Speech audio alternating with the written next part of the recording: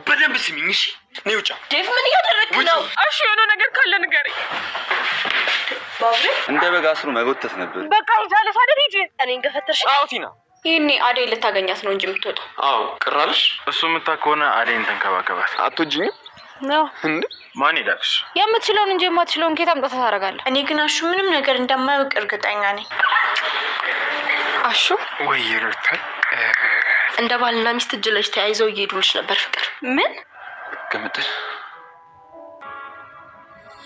ዳይመንድ ንገረኝ እንጂ አሹ የሆነ ነገር ካለ ንገረኝ። ኧረ ሮሚ እንዴ! ኧረ ተረጋጊ። ምንም አልሆነም እንዴ! አሹ ምን ሆነ ነው? ቆይ ምንድን ነው? ምን ሆነ ነው?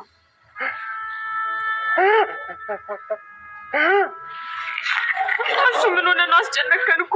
ቆይ ምን ተፈጥሮ ነው?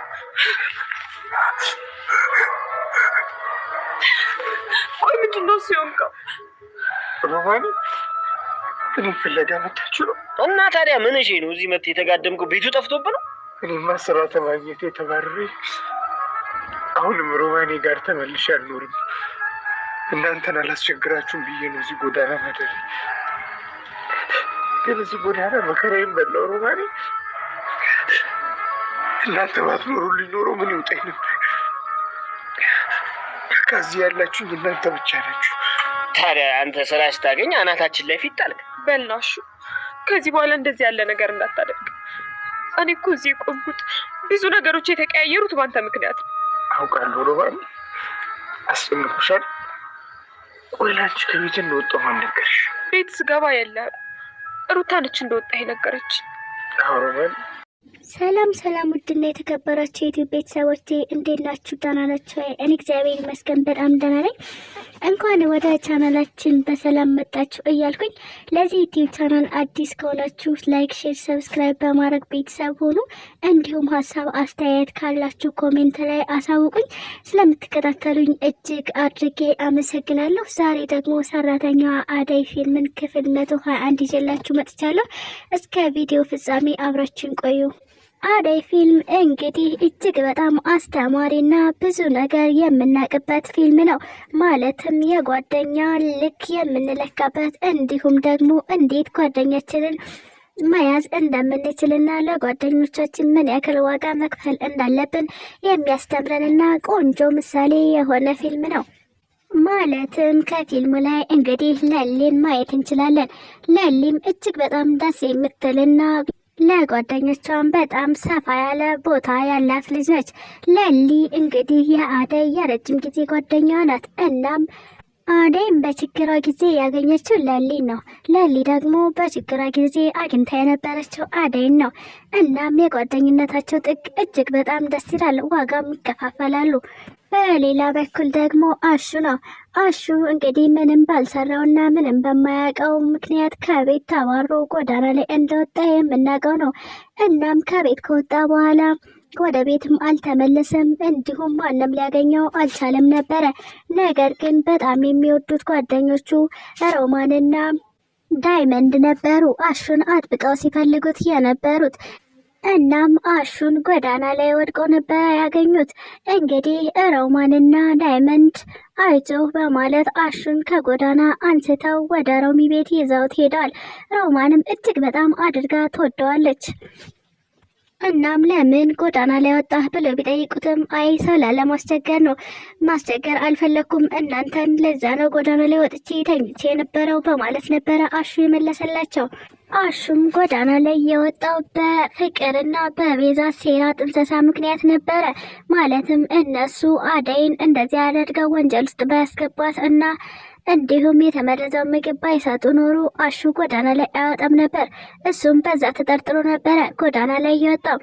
ፍቅርና ቤዛም እንዳሰቡት እየሄደላቸው ወይም ደግሞ እየተሳካላቸው አይደለም።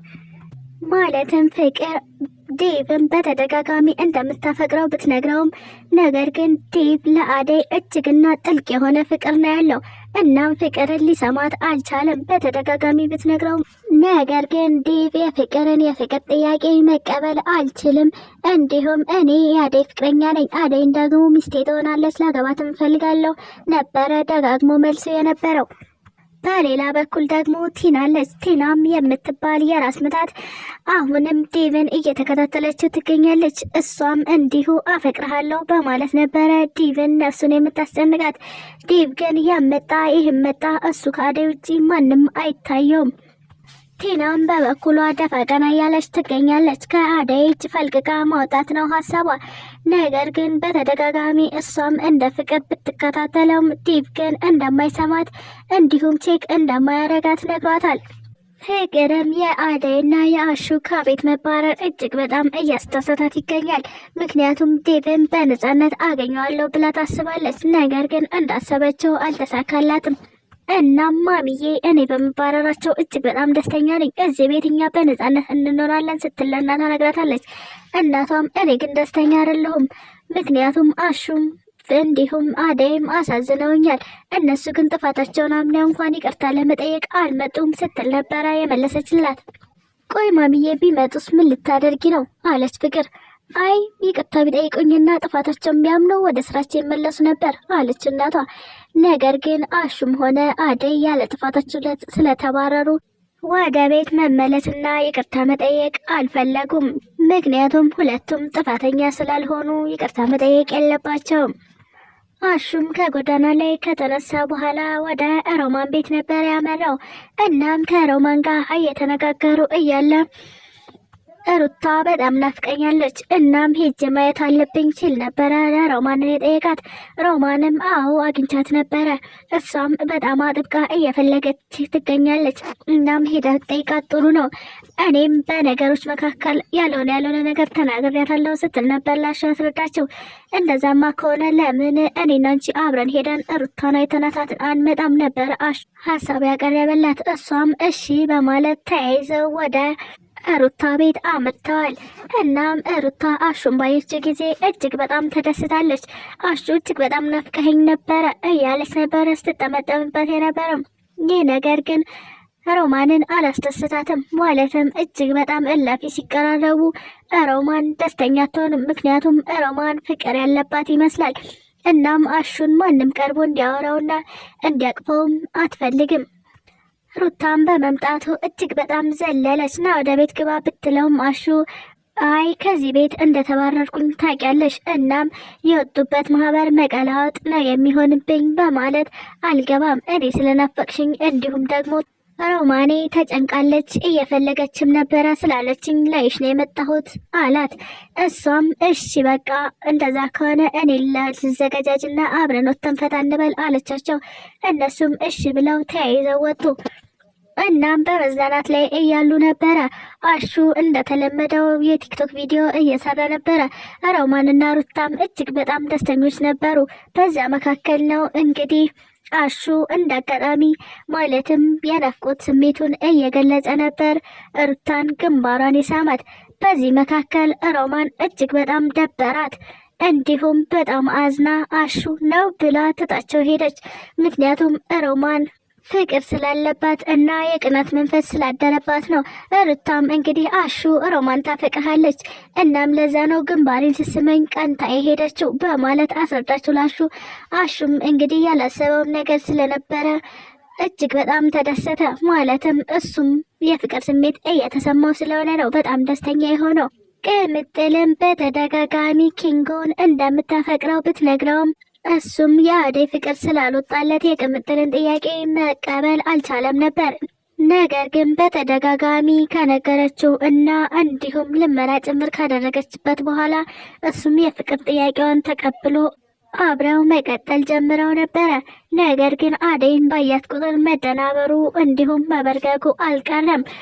እናም አደይ ናፍቀሽኛል በማለት እንዲሁም በማቀፍ ላይ እያለ ነበረ በአጋጣሚ ቅምጥል ያየቻቸው። ቅምጥልም እጅግ በጣም ተናደደች። የምትለውም መላው ጠፋባት። አደይም እባክህ ኪንጎ ከዚህ በኋላ እኔን አትከታተለኝ፣ ምክንያቱም አንተ የቅምጥል ፍቅረኛ ነህ፣ እኔ ደግሞ የዲብ ፍቅረኛ ነኝ ስትል ነበር ያስረዳችው። ነገር ግን ኪንጎ በአደይ መልስ ምንም አልረካም። ምክንያቱም እሱ አደይን እስካሁን ያፈቅራታል። ቅምጥልም እጅግ በጣም አዝናና ውስጧ ተሰብሮ ነበረ። የቆረጠለትም መስሏት ነበረ። ነገር ግን እንደጠበቀችው አላገኘችውም። እንዲሁም ቅምጥል እጅግ በጣም አዝናለች። ኪንጎም ለቅምጥል ምን ብሎ እንደሚያስረዳት በቀጣይ ቪዲዮ የምናየው ይሆናል። ስለተከታተላችሁኝ እጅግ አድርጌ አመሰግናለሁ። ለዚህ ዩቲዩብ ቻናል አዲስ ከሆናችሁ ላይክ፣ ሼር፣ ሰብስክራይብ በማድረግ ቤተሰብ ሁኑ። እንዲሁም ሀሳብ አስተያየት ካላችሁ ኮሜንት ላይ አሳውቁኝ። ኢትዮጵያ ለዘላለም ትኑር እያልኩ ሰናበታችኋለሁ።